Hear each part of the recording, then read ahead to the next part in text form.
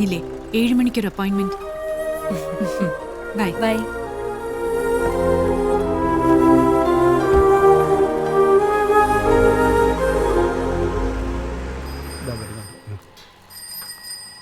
Programme നന്നായി. Minister ഒരു proposal വെച്ചു, ഞാനത് ഏൽക്കുകയും ചെയ്തു. എന്താ മോളകത്തൊട്ടിയില്ലേ?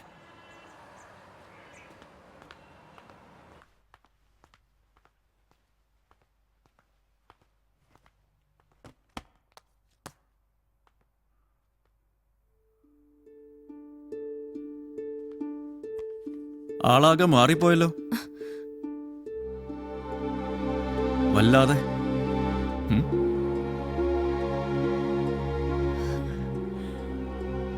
5-6 ദിവസമായിട്ട് സ്കൈപ്പിലും കണ്ടില്ല. ബിസി അല്ലേ?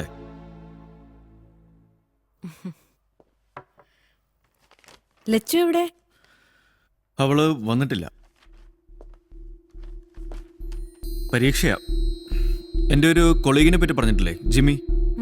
അയാളുടെ മോള് അവളുടെ സ്കൂളിലാ. ആ വീട്ടിലാക്കി.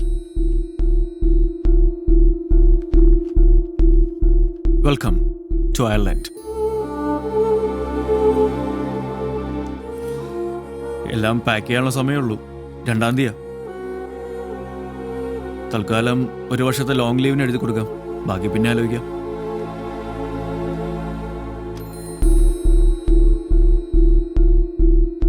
രാജീവ്, 6-ാം തീയതിയാ ആ മാരേജ് ഫംഗ്ഷൻ. അറിയാം, പക്ഷേ ആരൊക്കെയോ സഹായിക്കാനുണ്ടെന്നല്ലേ പറഞ്ഞത്? അവരെ ഏൽപ്പിച്ചാ പോരെ? അത് കഴിഞ്ഞാലും എനിക്കിവിടെ ചില കമ്മിറ്റ്മെന്റ്സ് ഉണ്ട്. ലോണിന്റെ കാര്യമാണെങ്കിൽ അത് ഞാൻ സെറ്റിൽ ചെയ്തോളാം. ഇപ്പൊ എനിക്കത് അഫോർഡ് ചെയ്യാം. അവിടെ ക്ലൈമറ്റും ഫുഡും ഒരു പ്രശ്നം തന്നെയാണ്. ലച്ചുവിൻ്റെ എല്ലാ കാര്യങ്ങളും നോക്കാനൊന്നും എനിക്ക് പറ്റുന്നില്ല. സത്യം പറഞ്ഞാൽ പലതും എങ്ങനെ ഹാൻഡിൽ ചെയ്യേണ്ടതെന്ന് പോലും എനിക്കറിയില്ല. അതവളെ വല്ലാതെ അഫക്റ്റ് ചെയ്യുന്നുണ്ട്. ഭക്ഷണം ഉണ്ടാക്കാൻ ജോലിക്കാരെ വെക്കാന്ന് വെച്ചാൽ 50,000-60,000 ഒക്കെയാണ് അവിടെ അവർക്ക് ശമ്പളം. പോകുന്നതിന് മുമ്പ് അമ്മയെ വീട്ടുജോലിക്കാരിയെ അഫോർഡ് ചെയ്യാൻ പറ്റാത്തത് കൊണ്ട് ഞാൻ അല്ലേ? അതും അഫോർഡ് ചെയ്യാമായിരുന്നെങ്കിൽ ഇങ്ങനൊരു സർപ്രൈസ് വിസിറ്റ് ഉണ്ടാകുമായിരുന്നോ? വലിയ വലിയ കാര്യങ്ങൾക്കിടയിൽ അതൊക്കെ മോശമാണെന്ന് തോന്നി തുടങ്ങിയോ മാഡത്തിന്? ഇല്ല, പക്ഷേ 3 നേരം അതുമാത്രം ചെയ്താൽ ഭർത്താവിന് ബോറടിച്ചു തുടങ്ങുന്നുണ്ടെങ്കിൽ മാറി ചിന്തിക്കണമല്ലോ ഏതു ഭാര്യയും. അതാണ് ഇൻസ്പിറേഷൻ.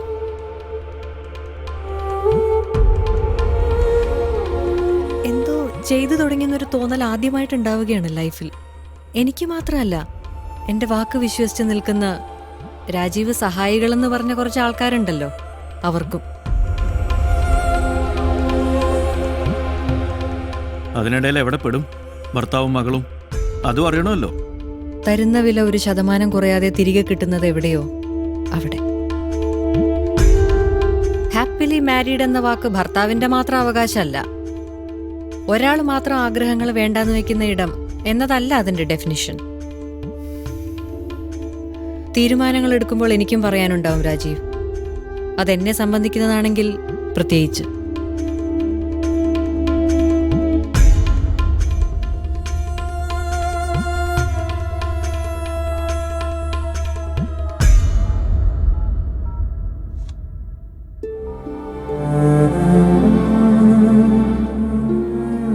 ലച്ചു, അമ്മയ്ക്ക് നമ്മുടെ കൂടെ താമസിക്കാൻ ബുദ്ധിമുട്ടാണ്. അതുകൊണ്ട് അമ്മ വരുന്നില്ല. ഇവിടുത്തെ കമ്മിറ്റ്മെന്റ്സ് അവളെക്കാളും വലുതാണെന്ന് പറഞ്ഞേക്ക്.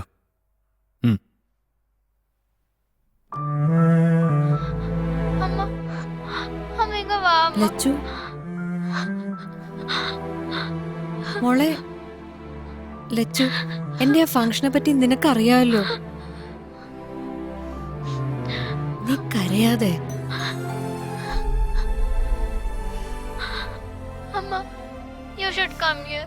ഞാൻ വരാം. ഞാൻ വരാം.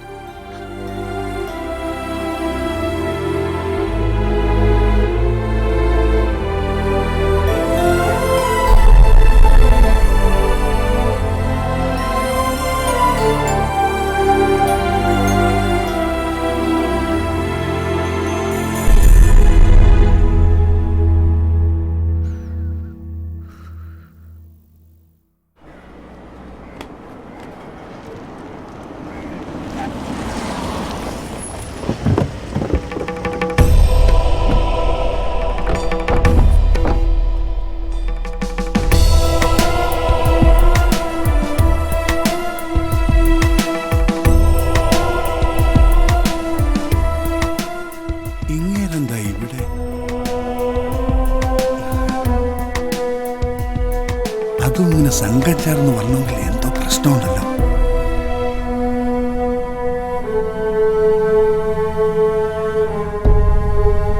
ഒന്നര ഏക്കർ ഫാം. എന്താ നമ്പൂരി?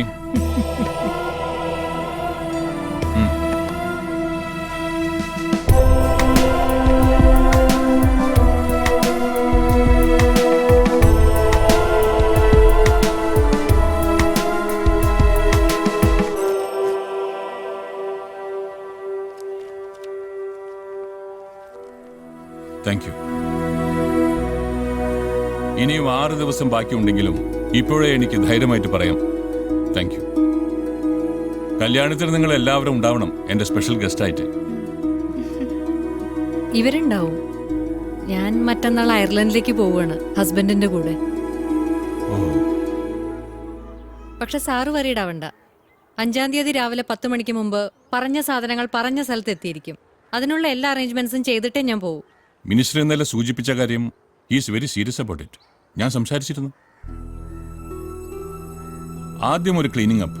എല്ലാ ജില്ലകളിലെയും വെജിറ്റബിൾ മാർക്കറ്റ്സിലും ഗോഡൌണുകളിലും ഫുഡ് സേഫ്റ്റി ഡിപ്പാർട്ട്മെന്റിന്റെ റെയ്ഡ് ആരംഭിച്ചു കഴിഞ്ഞു ഇന്ന് രാവിലെ മുതൽ. മിനിസ്റ്ററുടെ ഡയറക്റ്റ് ഓർഡറാണ്. പക്ഷേ അതുമാത്രം പോരല്ലോ അല്ലേ? മാരേജ് ഭംഗിയാവും, അതെന്റെ പേഴ്സണൽ ലക്ക്. പക്ഷേ എല്ലാ മലയാളിക്കും കിട്ടാമായിരുന്ന അതിനേക്കാൾ വലിയ ഭാഗ്യം മുമ്പിൽ നിൽക്കാൻ ഒരാളില്ലാത്തതുകൊണ്ട് ഇല്ലാതായി പോകുമോന്ന ഇപ്പോഴത്തെ പേടി. Anyway, all the best.